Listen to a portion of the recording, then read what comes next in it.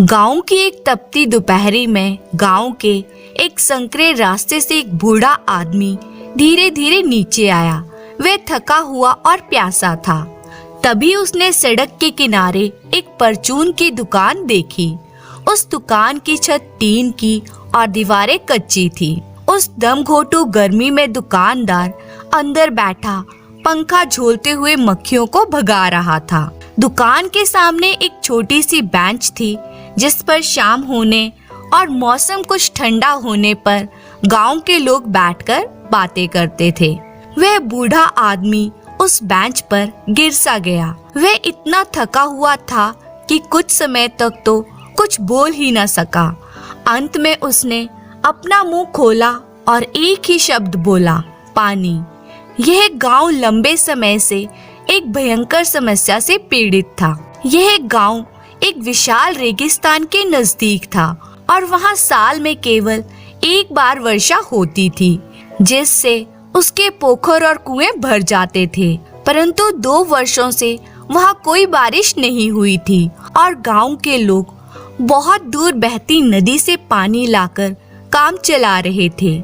हर सुबह पुरुषों और स्त्रियों के झुंड चलकर दूर तक जाते, उस छोटी सी नदी से अपने घड़े भरते और उतने पानी से दिन भर काम चलाते। स्वाभाविक रूप से कोई भी इस कीमती जल की एक बूंद भी बर्बाद करना नहीं चाहता था। फिर भी जब एक प्यासा थका हुआ बूढ़ा आदमी पानी मांगे तो आप उसे ना कैसे कह सकते हैं। तो उस दयालु दुकानदार रवि ने बिना दोबारा सोचे अपने घड़े से एक गिलास में से पानी उड़ेला और उस वृद्ध को दे दिया।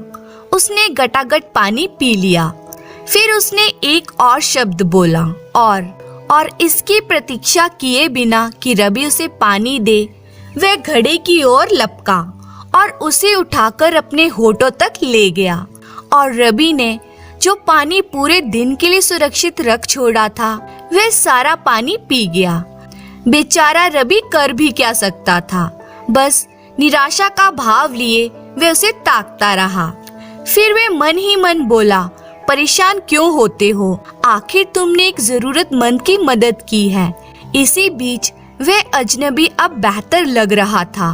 उसने रवि को घड़ा वापस किया। उसकी ओर देखकर ऐसे मुस्कुराया कि रवि भीतर तक तृप्त हो गया। वह बूढ़ा आदमी बोला, मेरे बेटे, हमेशा इसी तरह दयालु बने रहो।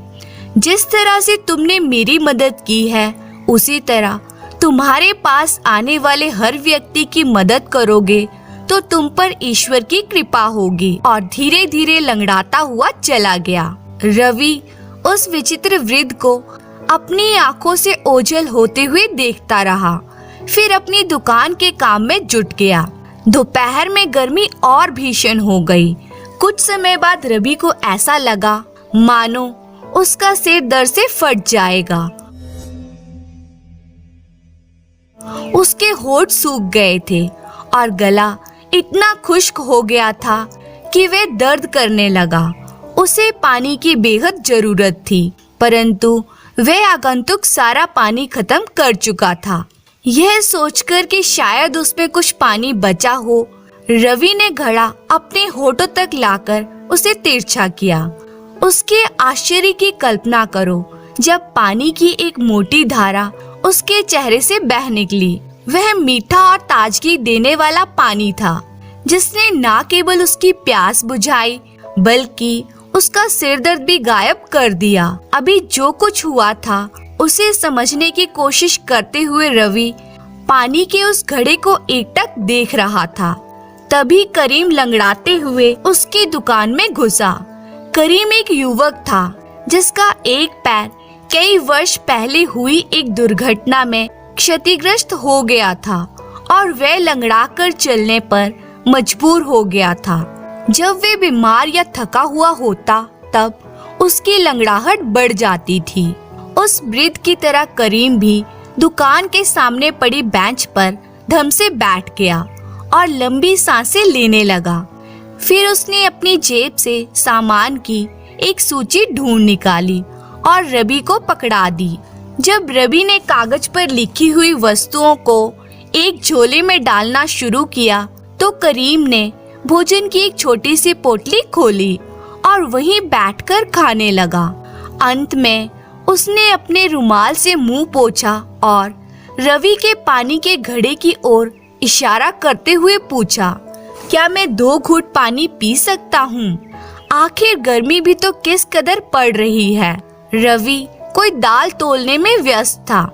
उसकी ओर देखे बिना ही उसने कहा, तुम्हें पानी पिलाकर मुझे खुशी होती, मगर कोई आदमी पहले ही ज्यादातर पानी पी चुका है।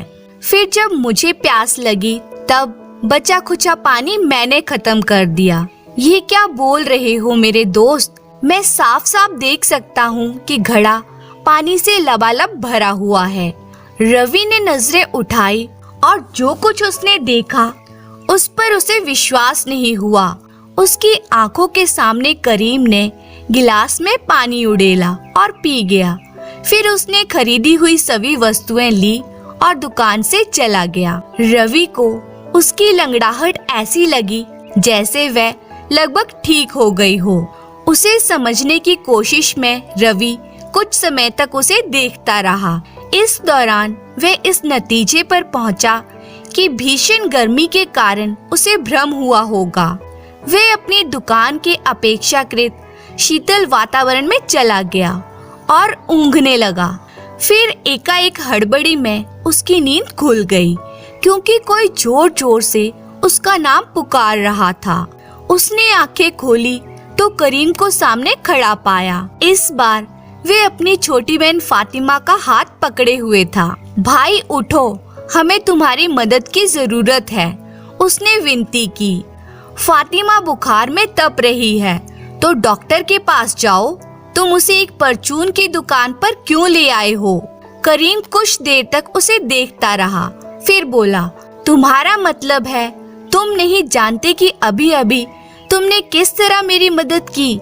जैसे ही मैंने तुम्हारे जादुई घड़े से पानी पिया, मेरा पैर जो कई सालों से मुझे परेशान कर रहा था अपने आप ठीक हो गया। फातिमा को भी उसमें से थोड़ा पानी पिला दो। मुझे भरोसा है कि उसका बुखार चुटकी बजाते ही चला जाएगा। यह सुनकर रवि हक्का बक्का रह गया।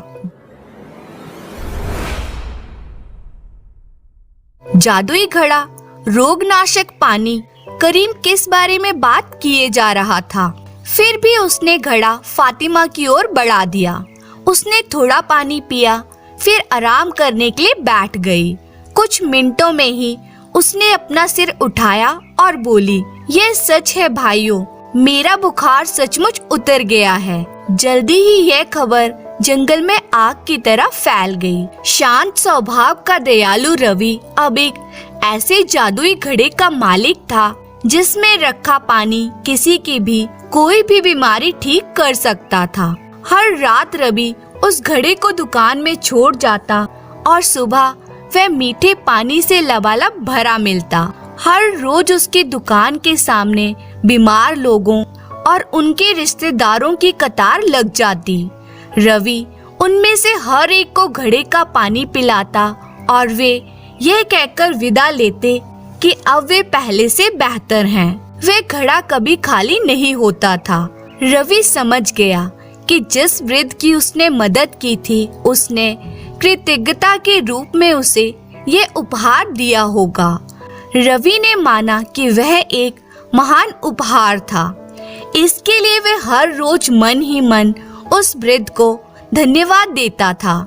जल्द ही उसकी छोटी सी दुकान ने एक अस्पताल का रूप ले लिया। रवि उस पानी के लिए एक पैसा भी नहीं लेता था। लोग उसके लिए कुछ रुपए और उपहार छोड़ जाते और कोई लोग उसे कुछ भी नहीं देते, मगर वे फिर भी खुश रहता था। एक दिन एक अमीर जमींदार का सेवक उसकी दुकान पर पहुंचा और बोला, मेरे मालिक बीमार हैं, मेरे साथ आओ और उन्हें अपना पानी पिलाओ। रवि ने जवाब दिया, अपने पीछे जमा भीड़ के लोगों को देखो जो अपनी बारी का इंतजार कर रहे हैं। उनकी मदद किए बिना मैं यह जगह कैसे छोड़ूं और तुम्हारे मालिक के पास जाऊं? क्या तुम समझते हो कि ये बीमार लोग धूप में ज्यादा देर तक खड़े रह सकेंगे। इसके बजाय अपने मालिक से कहो कि यहाँ आए, उन्हें पानी पिला दूंगा। सेवक ने कहा, रवि, इन गरीब लोगों की मदद करके तुम्हें क्या मिलेगा? थोड़े से रुपए, कुछ चावल और दाल। मेरे मालिक के घर आओ, वो तुम पर रुपयों और उपहारों की वर्षा कर देंगे। कम से कम 1 महीने तक तुम अपना घर चलाने की चिंता से मुक्त हो जाओगे। रवि के मन में लालच आ गया।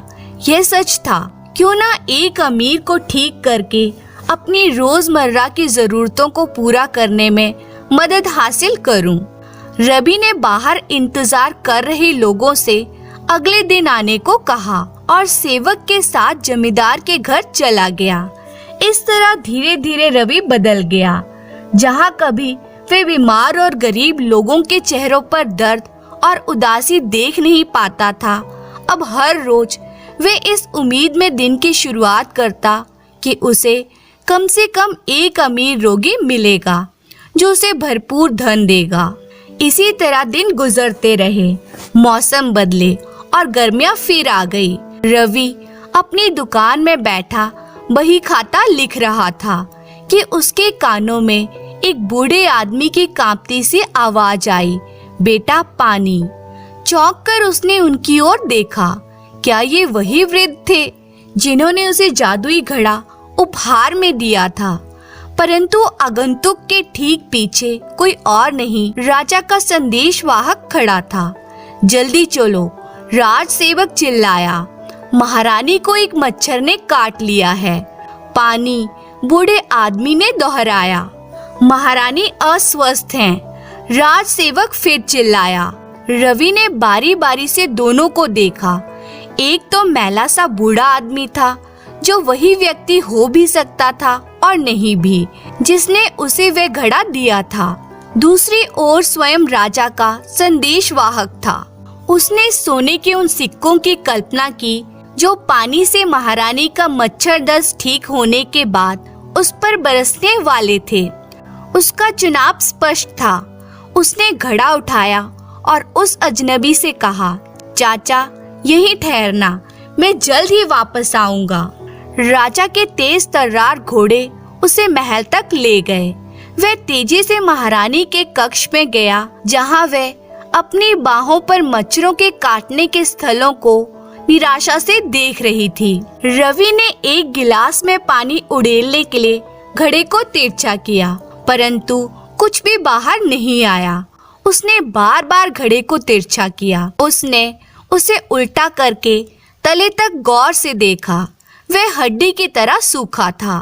राजा दहाड़ा, धोखेबाज, तो इस तरह तुम मेरे राज्य की जनता को बेवकूफ बना रहे हो।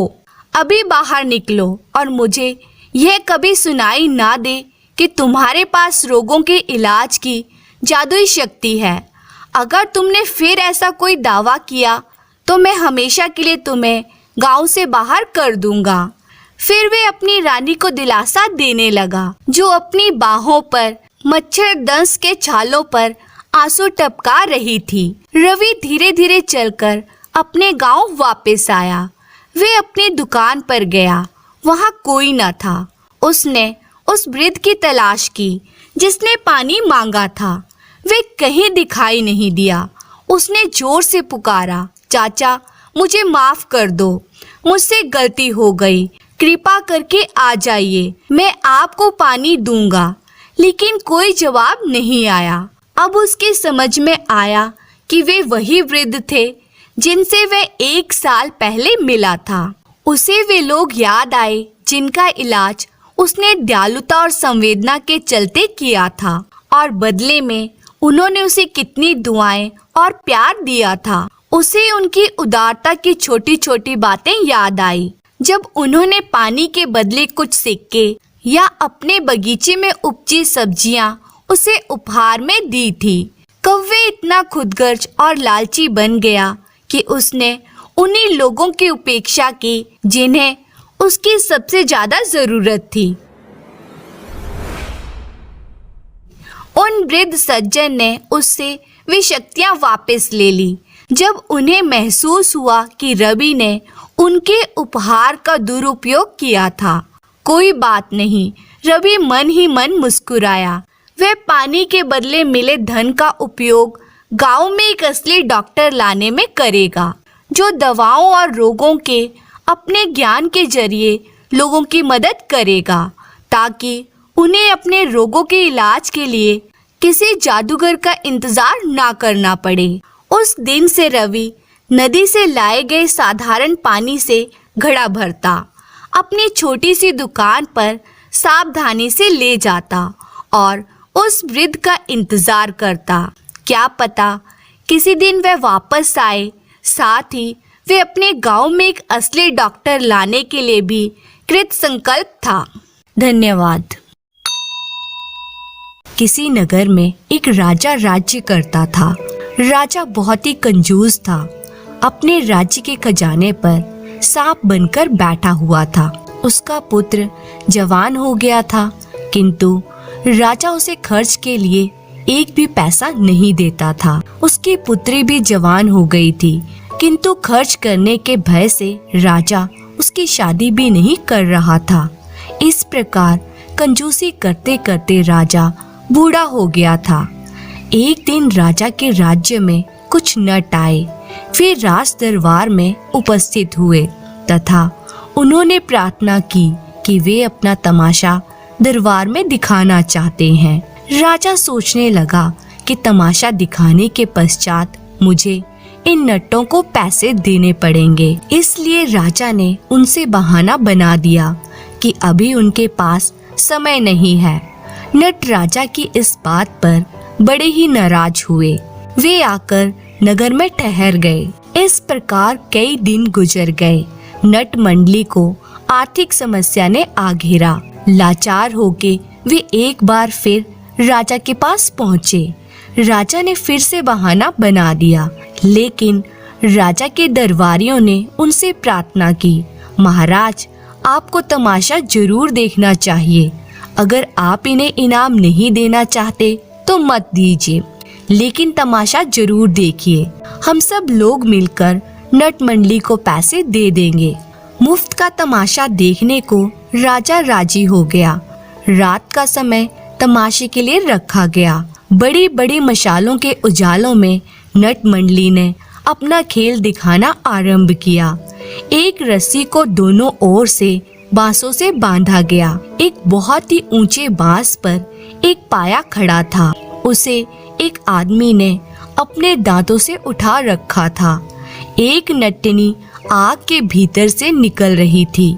दरबार के लोग खुश होकर तालियां बजा रहे थे। दरबारियों, राजा, राजकुमारी और राजकुमार के अतिरिक्त राज्य के कुछ नामी लोग भी वहां उपस्थित थे। उनमें से एक साधु भी था। उसके पास एक चादर थी। नट्टों का प्रमुख तथा नटिनी विचित्र तथा दिल दहलाने वाले दृश्य दिखा रहे थे, किंतु राजा अपने मन को दावे हुए बैठा था। उसे मालूम था कि अगर उसने कुछ भी कहा या उसके मुंह से वह भी निकल गई तो उसे नट्टों को कुछ न कुछ पुरस्कार अवश्य देना पड़ेगा। इसके विपरीत सभी दर्शक वाह वाह कर रहे थे। रात बीत रही थी। ऐसा मालूम होता था कि 2 घड़ी बाद ही सुबह हो जाएगी। नट्टी सोचने लगी कि राजा की वाह वाह के बिना नट हतोत्साहित हो जाएगा। अतः नट को साहस बांधते हुए वे बोली, रात घड़ी भर रह गई किस पिंजरे में आए, कहे नट्टी सुनो पिया मीठा ताल बजाए। रात घड़ी भर रह गई किस पिंजरे में आए, कहे नट्टी सुनो पिया मीठा ताल बजाए। नट समझ गया कि नट्टी उसका उत्साह बढ़ा रही है, इसलिए वे उत्साहित होकर और भी सावधानी से अद्भुत दृश्य दिखाने लगा। एक पहर उसे भी ख्याल आया कि कहीं नट्टी भी उदास ना हो जाए। सो नट ने नट्टी से ऊंचे स्वर में कहा, घड़ी गई थोड़ी रही, थोड़ी ही डूब जाए। नट ने नट्टी से कहा, हे नट्टी, रात बहुत चली गई है और अब थोड़ी रह गई है। ऐसी स्थिति में किसी भी प्रकार की ताल भंग नहीं होनी चाहिए। वहां उपस्थित सभी जनता वाह वाह करने लगी। लोगों ने अपनी हैसियत के अनुसार पुरस्कार दिया। उस साधु से नहीं रहा गया, उसने वाह वाह करते हुए अपनी चादर ही दे दी। तभी राजकुमार ने आगे बढ़कर नट को अपने गले का हीरों का हार दे दिया। राजा के हृदय पर बड़ा आघात लगा। राजकुमारी ने नट को अपनी हीरे की अंगूठी उतारकर दे दी। राजा मन ही मन रो पड़ा, हाय मेरी हीरे की अंगूठी। लेकिन इसके साथ ही राजा के मन में यह प्रश्न भी उठा कि आखिर इन तीनों ने किस बात पर नटों को इस प्रकार पुरस्कार दिया है। तमाशा खत्म हो गया था। राजा अपने हृदय में उठने वाले प्रश्न को लेकर बेचैन हो उठा था। उसने तुरंत ही राजकुमार, राजकुमारी और साधु को अपने सामने बुलाया। तीनों लोग बड़े सम्मान के साथ राजा के सामने उपस्थित हुए। सबसे पहले राजा ने साधु से पूछा, साधु महाराज, तुमने अपने तन की चादर नट को क्यों दे दी? साधु भगवान का नाम लेकर बोला, महाराज मैं सन्यासी हूँ, जब तप करना मेरा धर्म है। किंतु आपको देखकर मुझे अचानक लगा कि मैं भी क्यों ना ठाट बाट वाला जीवन व्यतीत करूं। मेरा मन विलास की ओर विमुख हो उठा। तभी इस नट ने कहा, घड़ी गई थोड़ी रही। मुझे लगा कि अब जबकि मेरा एक पाँव कब्र में है तो फिर हृदय में ये लालसा क्यों रखूं। इस नट की बात ने मुझे सत्य से परिचित करवा दिया था। मैंने प्रसन्न होकर अपनी चादर उसे दे दी।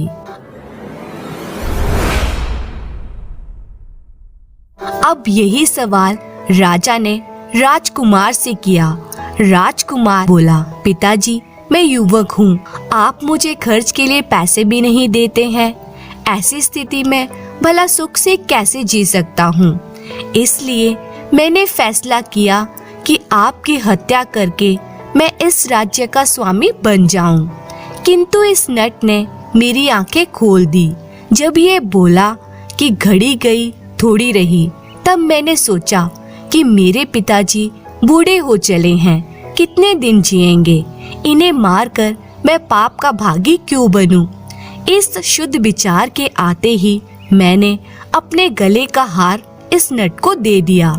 इसके पश्चात राजा ने यही सवाल राजकुमारी से किया तो राजकुमारी बोली, पिताजी मैं युवा हो गई हूँ, आप पैसे खर्च करने के भय से मेरा विवाह नहीं करते हैं। लाख खुद को संभालने के बाद भी मेरा हृदय फिसल गया और मैं मंत्री के पुत्र से प्रेम कर बैठी।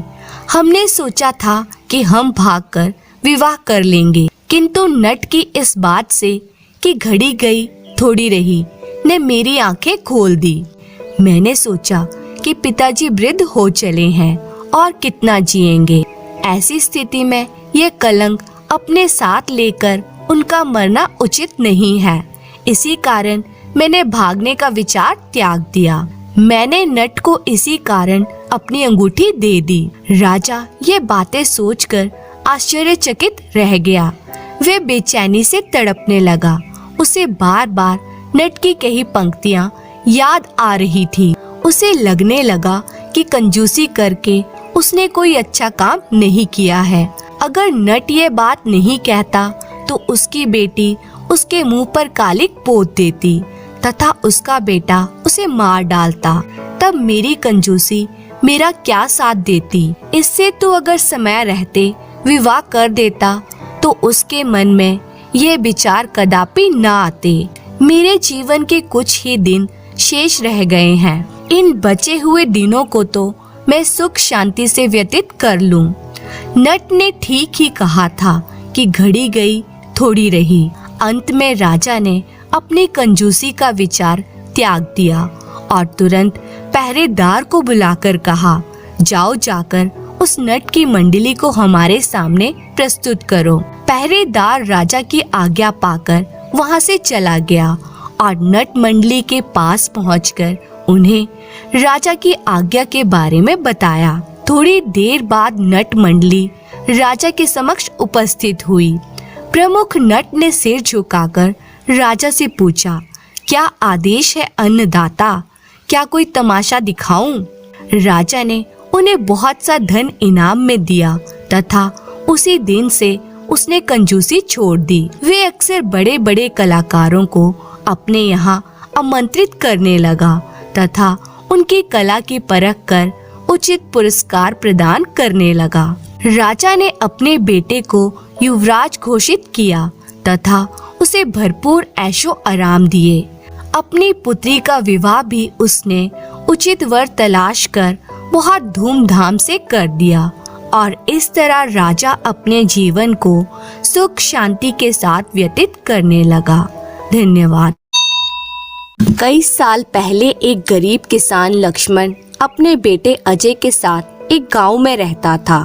थोड़ी सी जमीन और छोटी सी भूसे की झोंपड़ी के अलावा उसका एकमात्र सहारा था उसका घोड़ा, जो उसे अपने पिता से विरासत में मिला था। एक दिन घोड़ा भाग गया। उस घोड़े के अलावा लक्ष्मण के पास और कोई जानवर नहीं था जिसके साथ वे जमीन पर खेती कर सके। उसके पड़ोसी यह जताने के लिए उनके घर आए कि उन्हें कितना पछतावा हुआ यह जानकर कि उसका घोड़ा भाग गया है। लक्ष्मण ने उनकी चिंता के लिए उन्हें धन्यवाद दिया, लेकिन साथ ही उन्होंने पूछा, आप कैसे कह सकते हैं जो हुआ है वे मेरे जीवन का दुर्भाग्य है। जब उसने ऐसा अपने पड़ोसी को कहा तो उसका पड़ोसी सोचने लगा, शायद लक्ष्मण वास्तविकता को स्वीकार नहीं कर पा रहा है। उसे सोचने दें कि वे क्या चाहता है, जब तक कि वे जो हुआ है उसके लिए दुखी ना हो। और पड़ोसियों ने लक्ष्मण से जो कुछ सुना था उससे सहमत होने का नाटक करते हुए चले गए। एक हफ्ते बाद घोड़ा अस्तबल में लौट आया, लेकिन वे अकेला नहीं था। वह अपने साथ जोड़ी में एक अच्छी घोड़ी लेकर आया था। ये बात पता चलने पर ग्रामीण, जो लक्ष्मण द्वारा दिए गए पहले उत्तर को अब समझ पाए थे, वे लक्ष्मण के घर आए। इस बार उसके अच्छे भाग्य के लिए उसे बधाई देने लगे। वे बोले, पहले आपके पास केवल एक घोड़ा था और अब आपके पास 2 हैं, बधाई हो। लक्ष्मण बोला, आपकी शुभकामनाओं के लिए और आपकी सभी चिंताओं के लिए बहुत बहुत धन्यवाद, लेकिन आप कैसे कह सकते हैं कि जो हुआ वे मेरे जीवन का आशीर्वाद है। निराश और यह सोचकर कि वे पागल हो रहा होगा, पड़ोसी चले गए और रास्ते में टिप्पणी की, क्या वे वास्तव में नहीं समझता कि भगवान ने उसे एक उपहार भेजा है। 1 महीने बाद लक्ष्मण के बेटे ने घोड़े को वश में करने का फैसला किया। जब वो घोड़े की सवारी करने लगा तब घोड़े ने उसे गिरा दिया और उसका पैर टूट गया। पड़ोसी लक्ष्मण के घर लौट आए, घायल लड़के के लिए उपहार लाए। गांव के मुखिया ने पिता के प्रति संवेदना व्यक्त करते हुए कहा कि जो कुछ हुआ उससे सभी बहुत दुखी हैं। लक्ष्मण ने उनके आने और उनकी चिंता के लिए उन्हें धन्यवाद दिया, लेकिन पूछा, आप कैसे कह सकते हैं कि जो हुआ वे मेरे जीवन का दुर्भाग्य है। यह सुनकर वे सभी चकित रह गए, क्योंकि किसी को भी संदेह नहीं हो सकता था कि एक बेटे की दुर्घटना को पिता का दुर्भाग्य नहीं तो क्या समझा जाए। जैसे ही उन्होंने लक्ष्मण का घर छोड़ा, कुछ ने दूसरों से कहा, वे सचमुच पागल हो गया है। उसका इकलौता बेटा हमेशा के लिए लंगड़ा हो सकता है और वह अभी भी इस बारे में संदेह में है कि जो हुआ वे दुर्भाग्य है।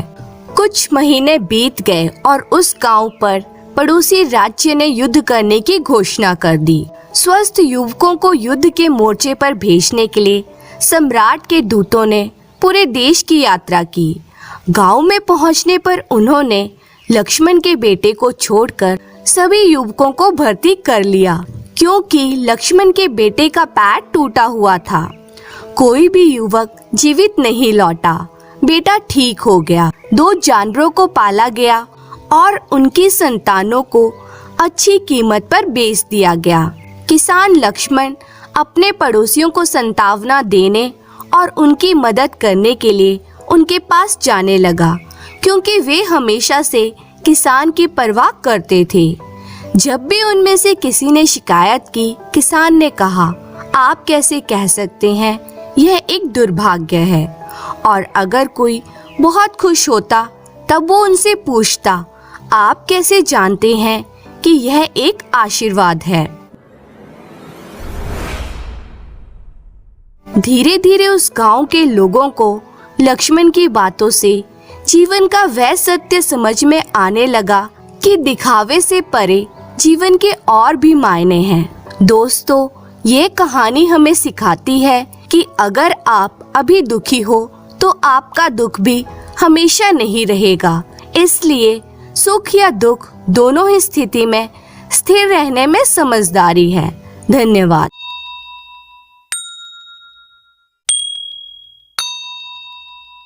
रामगढ़ में भोला नाम का एक युवक रहता था। बचपन से ही वह बहुत आलसी और कामचोर स्वभाव का था। घर परिवार के दैनिक कामकाज से उसका कोई वास्ता न था। बस खा पी कर दिन रात अपने आवारा दोस्तों के साथ मटर गश्ती करना उसे पसंद था। गांव वाले उसकी इन मूर्खतापूर्ण हरकतों से बहुत परेशान थे और उसे मूर्ख समझते थे। घर के लोग उसकी इन हरकतों की वजह से बहुत तंग आ चुके थे। माता पिता ने उसे प्यार से समझा बुझाकर और डांट फटकार कर यानी हर तरह से सही रास्ते पर लाने की बहुत कोशिश की, पर उनके सारे प्रयास व्यर्थ गए। बरसात का मौसम था। कई दिनों से लगातार बारिश हो रही थी। एक दिन भोले की माँ ने उसे जंगल से सूखी लकड़ियाँ लाने को कहा, परंतु भोला ठहरा कामचोर, इसलिए वह यह सब घरेलू काम क्यों करता। उसे तो सिर्फ पका पकाया भोजन करने और फिर लंबी तान कर सोने की आदत लग गई थी। जब भोले ने जंगल से लकड़ियां लाने से साफ इनकार कर दिया तो उस दिन घर के लोगों ने उसे खाने पीने को कुछ नहीं दिया तथा उसे घर से निकाल दिया। भोला गांव के बाहर बने एक पुराने मंदिर में जाकर बैठ गया। वह पुराना मंदिर नदी के किनारे एक सुनसान जगह पर था। दरअसल भोले को उम्मीद थी कि थोड़ी देर में उसे घर से बुलाने के लिए जरूर कोई ना कोई आएगा, परंतु यह क्या, शाम हो चुकी थी पर घर से उसे लेने अब तक कोई नहीं आया। भूखा प्यासा भोला बेचैन होने लगा। अब तो रात भी काफी हो गई थी। मध्य रात्रि के समय वहाँ 4 चोर पहुँचे। दरअसल वह उजड़ा हुआ पुराना मंदिर उन चोरों का अड्डा था। वे यहाँ आकर चोरी की योजनाएं बनाते थे और चोरी करके लौटने पर यहीं पर चुराए गए माल का आपस में बंटवारा किया करते थे। अपने अड्डे पर एक अजनबी लड़के को देखकर चोर चौंक गए। चोरों के सरदार ने कड़क आवाज में भोले से पूछा, क्यों रे लड़के, कौन है तू और इस उजाड़ से पुराने खंडर मंदिर में इतनी रात को क्या कर रहा है। भोले ने बड़ी मासूमियत से जवाब दिया, मैं तुम्हारा नया साथी हूँ और इस समय बहुत भूखा प्यासा हूँ। अगर कुछ खाने पीने को मिल जाए तो बहुत मेहरबानी होगी। चोरों ने उसे मक्की की रोटी और सरसों का साग खाने को दिया। भूखा प्यासा भोला खाने पर टूट पड़ा। खा पी कर वे उनसे बोला, दोस्तों तुम लोग परेशान न हो, मुझे इस इलाके के सारे मालदार और धनी लोगों का पता है। एक से एक बढ़िया घरों में हाथ साफ कराने तुम्हें साथ ले चलूंगा। उस रात भोला उन चोरों के साथ एक ब्राह्मण के घर चोरी करने पहुंचा। चोर तो घर का माल लूटने में व्यस्त हो गए, पर भोले के हाथ पंडित जी का शंख लग गया। उसने शंख का परीक्षण करने हेतु शंख को मुंह से लगाकर उसमें जोर से फूंक मारी तो मध्य रात्रि के समय शंख की आवाज सुनकर पंडित जी का पूरा परिवार जाग गया और वे लोग लठ लेकर चोरों पर टूट पड़े। किसी तरह सारे माल को वहीं छोड़कर चोर अपनी जान बचाकर भागे और भोला भी शंख को वहीं पटक कर दूसरे रास्ते से भाग खड़ा हुआ। अपने अड्डे पर वापस पहुंचकर चोरों ने भोले को बहुत भला बुरा कहा।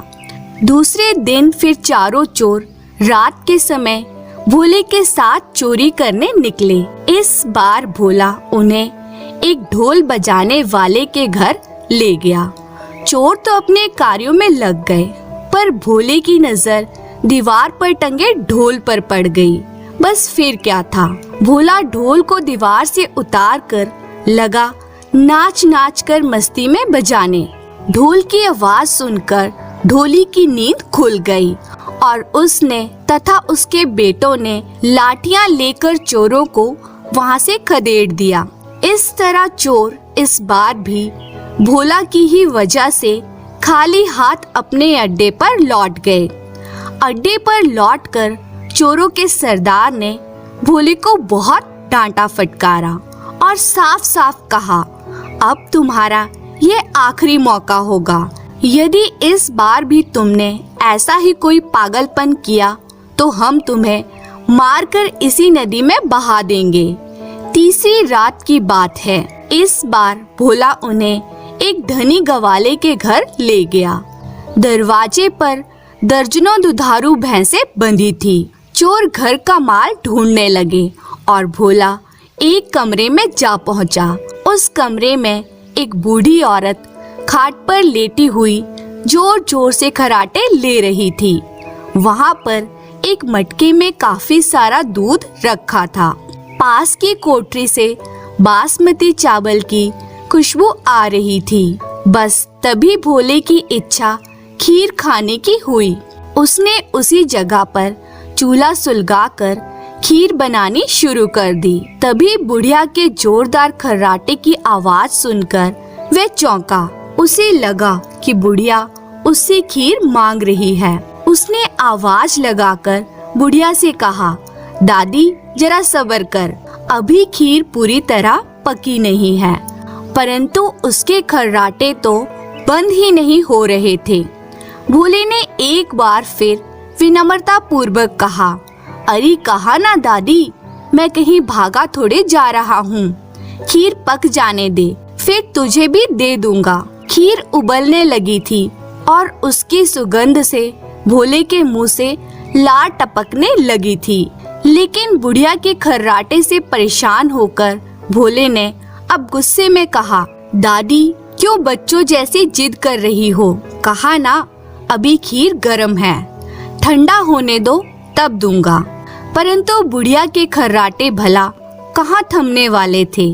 आखिर तंग आकर भोले ने एक कड़छी गरम गरम खीर बुढ़िया के खुले हुए मुंह में डाल दी। अब बुढ़िया बेचारी बुरी तरह छटपटाने लगी और जोर जोर से चिल्लाने लगी। शोर सुनकर बुढ़िया के पांचों हट्टे कट्टे बेटे लाठियां लेकर चोरों पर टूट पड़े। चोर तो इस बार भी किसी तरह भाग निकलने में सफल हो गए, पर इस बार भोला पकड़ा गया। बुढ़िया के बेटों ने उसकी पिटाई शुरू कर दी। भोले को 2-4 लठ ही लगे थे कि वह उनके पैरों में गिर पड़ा और रो रो कर शुरू से अब तक की अपनी पूरी दास्तान उन्हें सुना डाली। भोला की भोली भाली बातें सुनकर बुढ़िया के बेटे हंसने लगे। उन्होंने भोला के भोलेपन को देखते हुए उसे माफ कर दिया, क्योंकि आज भोला की मूर्खता की वजह से ही सही समय पर उनका घर तो लूटने से बच ही गया था। उन्होंने भोला को हर समय घर में खाली पड़े रहने या गलत लोगों की संगत में रहने की बजाय कुछ काम धंधा करने की सलाह दी और भोले ने भी उनकी सलाह मानकर घर के कामों में हाथ बटाना शुरू कर दिया। धन्यवाद। एक बार एक गांव में एक लड़का रहता था। उसके माँ बाप बचपन में ही गुजर गए थे। इस दुनिया में उसका सगा कोई न था। उसके जन्म लेते ही उसकी माँ की मृत्यु हो गई थी। सब लोग उसे कनक कहकर पुकारते थे। कनक को अड़ोसी पड़ोसियों ने मिलकर पाला था। वह एक वक्त का खाना किसी एक के घर खा लेता और दूसरे वक्त का खाना किसी दूसरे के यहाँ खा लेता था। सभी ने उसे बचपन से अनाथ देखा था, इसलिए सबकी हमदर्दी उसके साथ थी। कनक सबका प्यार और हमदर्दी पाकर आलसी बन गया था। वह 19-20 साल का हो चला था, लेकिन उसका किसी काम में मन नहीं लगता था। वह अपना समय इधर उधर खेतों में घूमते हुए गुजार देता था। खाली बैठकर वह बांसुरी बजाता रहता था। कनक बहुत ही मीठी बांसुरी बजाता था। उसकी मीठी आवाज सुनकर लोग मुग्ध हो जाते थे। कुछ लोग उसकी बांसुरी की धुन सुनकर इनाम भी दे जाते थे। इसी तरह समय बीतता गया और कनक जवान होता गया, परंतु कनक वैसे ही आलसी बना रहा। उसे जिस आदमी और औरत ने पाला था, उन्हें वह चाचा चाची कहकर पुकारता था। चाचा चाची का अपना बेटा भी बड़ा होकर काम पर जाने लगा था। एक दिन कनक सुबह को देर तक सोया रहा। उसकी चाची उसे बार बार उठाने की कोशिश कर रही थी, परंतु कनक उठ नहीं रहा था। चाची ने गुस्से में आकर बाल्टी में पानी भरा और कनक के ऊपर डाल दिया। कनक घबराकर उठ बैठा। चाची को क्रोध तो पहले से ही आ रहा था। वह बोली, कनक, यह कोई तरीका है कि इतनी धूप चढ़ने तक सो रहे हो? अपने चाचा की कमाई पर ऐश कर रहे हो। खुद कमाई करो तो पता लगे कि मेहनत क्या होती है।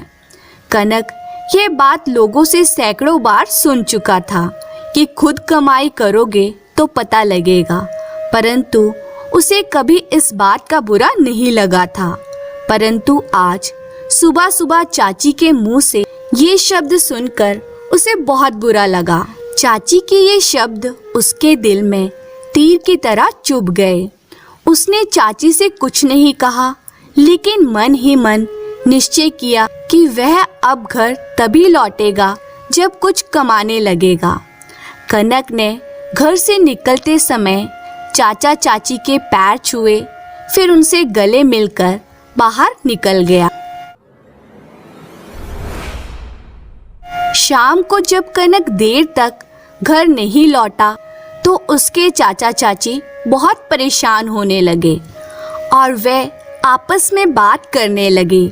लगता है वे तुमसे रूठकर भाग गया है। उसकी चाची को अब अपनी भूल का एहसास हो रहा था, परंतु अब कनक के इंतजार के सिवा वो और कुछ नहीं कर सकते थे। धीरे धीरे कई दिन और फिर कई सप्ताह बीत गए, परंतु कनक नहीं लौटा। उधर कनक चलते चलते दूर निकल गया था। रास्ते में उसे भूख लगने लगी, परंतु भोजन के लिए उसके पास पैसे न थे। चलते चलते वह पास के एक नगर में पहुंच गया। वहां जाकर उसने अनेक लोगों से काम मांगा, लेकिन उसे कहीं काम नहीं मिला। एक तो वह कोई काम जानता नहीं था, दूसरा बिना किसी जान पहचान के कोई उसे नौकरी देने को तैयार ना था। थक कर वह एक पेड़ के नीचे बैठ गया और जेब से निकालकर बांसुरी बजाने लगा। इत्तेफाक से उधर से एक संगीतज्ञ निकल रहा था। उसने कनक की बांसुरी की मीठी धुन सुनी तो वह उसकी योग्यता पर मुग्ध हो गया। संगीतज्ञ कनक को अपने साथ ले गया और उसने उसकी खूब आवभगत की। वह संगीतज्ञ राजा के दरबार में सितार बजाकर राजा का दिल बहलाया करता था। अगले दिन जब वह राज दरबार में गया तो उसने राजा से कनक की खूब प्रशंसा की। राजा ने संगीतज्ञ से कहा, हो सकता है कि कनक वास्तव में गुणी कलाकार हो, परंतु हम पहले उसकी परीक्षा लेना चाहते हैं। अगले दिन राजा ने अपने राज्य के अनेक बड़े बड़े संगीतविदों को अपने दरबार में बुलाया। सभी विद्वान अपने अपने विद्या यंत्र लेकर दरबार में पहुँचे। कनक को भी दरबार में आमंत्रित किया गया था। उसने अपनी बांसुरी अपनी जेब में रखी और राजा के दरबार में पहुंच गया।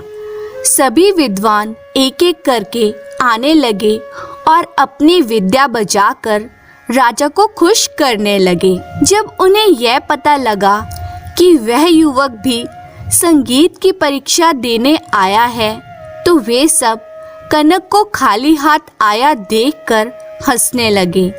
वे आपस में खुसर पुसर करने लगे कि यह लड़का उनकी योग्यता के आगे कहाँ टिक पाएगा। सबके पश्चात कनक की बारी आई तो उसने राजा के सामने जाकर नतमस्तक होकर प्रणाम किया। फिर वहीं जमीन पर बैठकर अपनी बांसुरी बजाने लगा। उसकी बांसुरी की धुन वास्तव में इतनी मीठी थी कि सभी लोग मंत्रमुग्ध होकर धुन में खो गए। कनक ने जैसे ही बांसुरी की धुन समाप्त की, राज दरबार तालियों की गड़गड़ाहट से गूंज उठा। राजा ने कनक की प्रशंसा करते हुए कहा, कनक, हम तुम्हारी योग्यता से बहुत खुश हुए। सबसे बड़ी बात यह है कि सबके हंसी उड़ाने के बावजूद तुमने अपना आत्मविश्वास नहीं खोया। किसी भी व्यक्ति की योग्यता और आत्मविश्वास उसे कहीं भी ऊंचाइयों तक पहुंचा सकता है। तुम में अपनी योग्यता का घमंड नहीं है, ये बहुत खुशी की बात है। हम तुम्हें अपने दरबार में नौकरी देते हैं। राजा की बात सुनकर कनक बहुत खुश हो गया। वह महल के एक कमरे में रहने लगा। 1 महीने बीतने पर जब कनक को पहली तनख्वाह मिली तो वह पैसे लेकर वे अपने चाचा चाची के पास गया और उन्हें अपनी तनख्वाह देते हुए पूरी बात बता दी। कनक की बात सुनकर उसके चाचा चाची बहुत खुश हुए। उसके पैसे उसी को वापस देते हुए चाचा बोले, बेटा, तुम जहाँ रहो सुखी रहो, परंतु यह बात याद रखना कि कोई भी कला छोटी नहीं होती। तुम्हारी बांसुरी ने ही तुमको यहाँ तक पहुँचाया है। यह बात हमेशा याद रखना कि आलस्य आदमी को निकम्मा बना देता है। मैं मेहनत की कीमत पहचान गया हूँ। अब कभी आलस्य नहीं करूँगा और जी लगाकर काम करूँगा। चाचा चाची का आशीर्वाद लेकर कनक राज दरबार में चला गया और सुख से अपने दिन काटने लगा। धन्यवाद।